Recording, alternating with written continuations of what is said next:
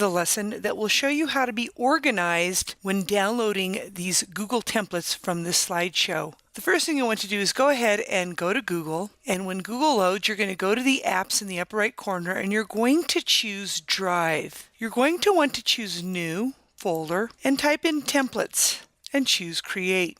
And there is the folder right there. I'm going to right click on it and I'm going to change the color to purple. We just now completed the steps on this slide. If you go to the next slide, it's going to talk about getting those templates from this slideshow into that folder. So for example, if I click here and this happens to be a unit, you're going to choose Make a Copy. I'm going to keep copy in the name at this time because if I go to my drive and I look for copy, that copy of Aesop should pop up. So for example, if I type in copy, I have a lot of copies. This is pretty disorganized. Here is the copy right here. So I'm going to go ahead and go to the left and expand my drive, and I'm going to locate that template. It's purple. Notice I have more than one template folder, but I did color mine purple. So I'm going to take that copy, I'm going to select it, and I'm going to drag and drop it into that template folder. What's nice about this is now you have editing privileges on all of these. Once it's transferred to your template folder, you can right click and then you can choose rename and get rid of copy of. That's up to you. And now you can share this with your students. This concludes the session on how to be organized while downloading any templates from the slide presentation. Until next time, you have a wonderful day.